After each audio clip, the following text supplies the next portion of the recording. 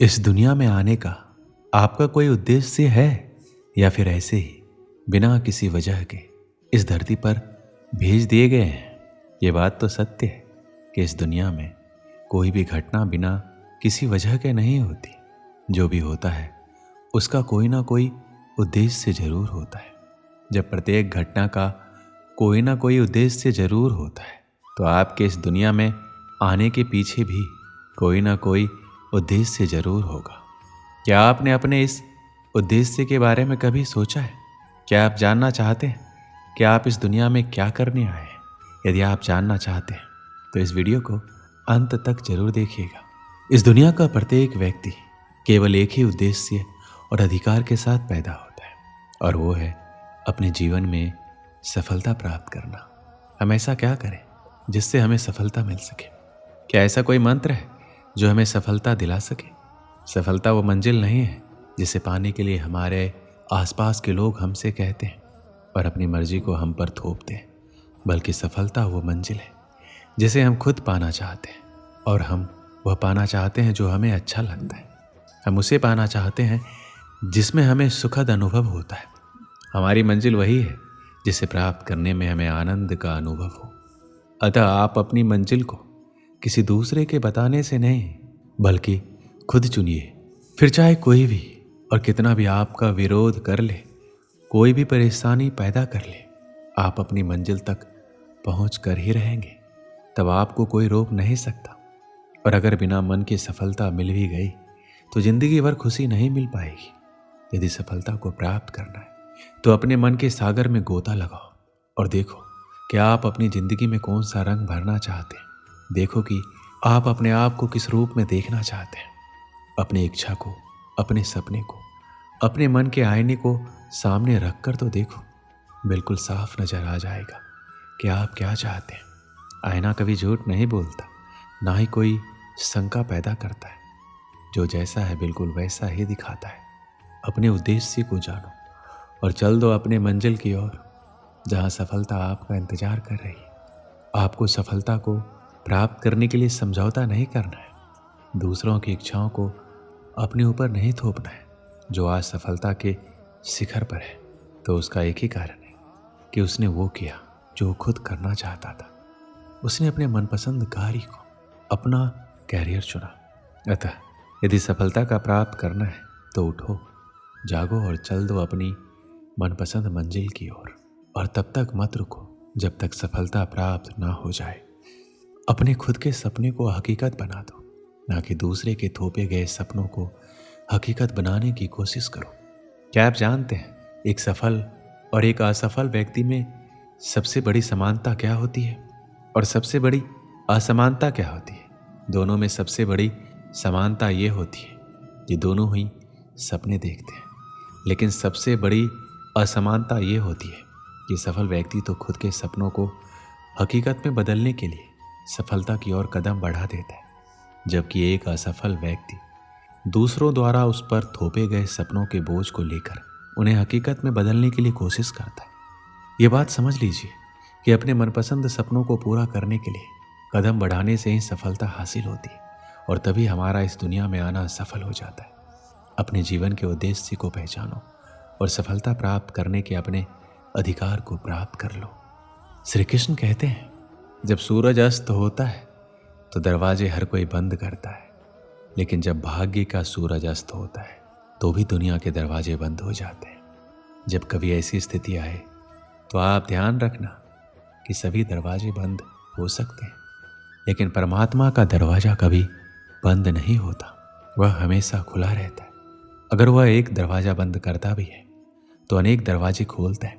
उदासी और दुख में डूबा हुआ इंसान बंद दरवाजे की ओर देखता है और भगवान की कृपा के जो दरवाजे खुले हुए हैं उधर नहीं देखता।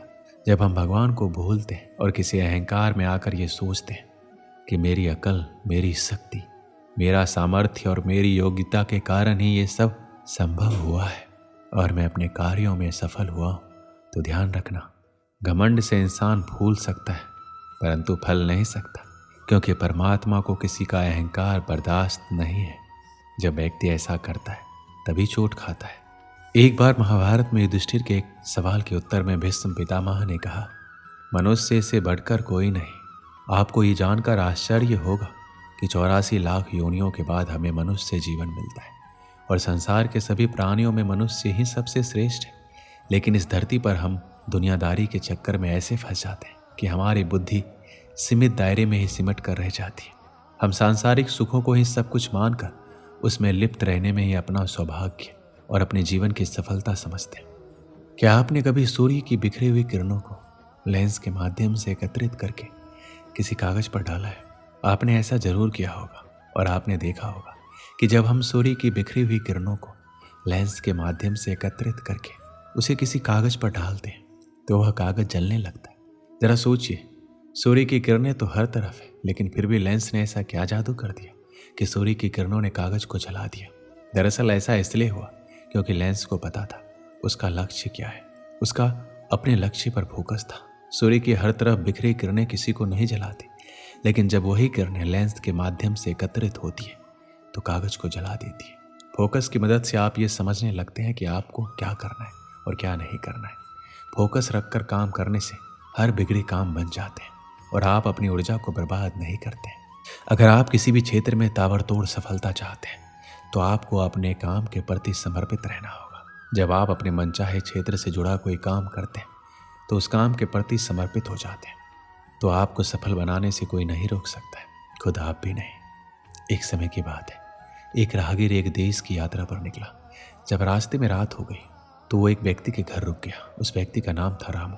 रामू ने उस राहगीर की खूब सेवा की और दूसरे दिन रामू ने राहगीर को उपहार देकर विदा किया। वह राहगीर रामू की सेवा से बहुत खुश हो गया और दुआएं देने लगा कि भगवान रामू को हमेशा खुश रखना और वह हमेशा दिन प्रतिदिन आगे बढ़ता ही रहे। इस बात पर रामू हंसने लगा और राहगीर से रामू बोला, जो है वह भी अब नहीं रहने वाला। इस बात पर राहगीर रामू की तरफ देखता ही रहा और वहां से चला गया। कुछ साल बाद राहगीर रामू के घर आया और देखा सारा धन और सारी संपत्ति सब कुछ चला गया है। रामू एक गांव के बड़े जमींदार के यहाँ नौकरी कर रहा है। वह राहगीर रामू से मिलने के लिए वहां चला गया। रामू ने उस अभाव में भी उस राहगीर का स्वागत किया और झोपड़े में ही फटी चटाई पर बिठाया।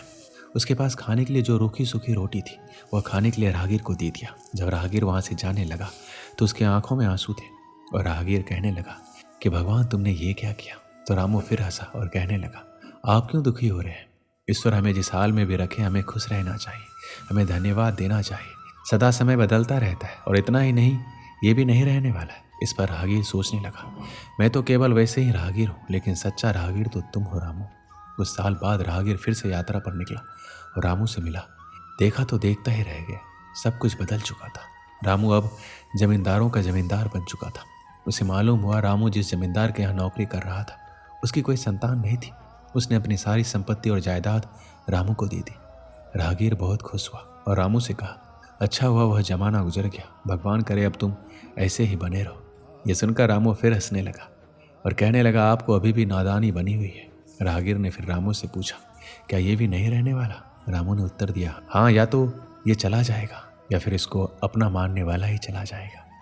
यहाँ पर कुछ भी नहीं रहने वाला है। अगर कोई चीज़ शाश्वत है तो वो है हमारी आत्मा, वो है हमारे मन की शांति, वो है हमारे मन का सुकून, और बाकी जो कुछ भी है वो हमेशा रह नहीं सकता। राहगीर ने रामू की बात को ध्यान से सुना और वापस चला गया।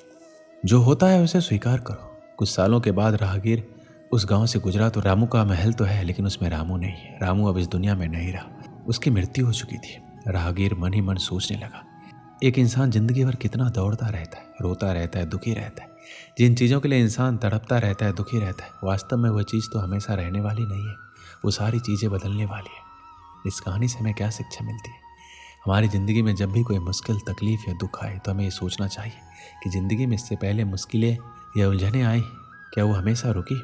जैसे सारी मुश्किलें आकर चली गई वैसे ये भी चली जाएगी। ये हमेशा रहने वाला नहीं है, इसलिए आपको दुखी में दुख नहीं रहना है, क्योंकि ये हमेशा नहीं रहने वाला, ये भी चला जाएगा। दोस्तों, इस वीडियो में बस इतना ही। मिलते हैं अगली वीडियो में। अपना ख्याल रखिएगा। जय श्री कृष्ण।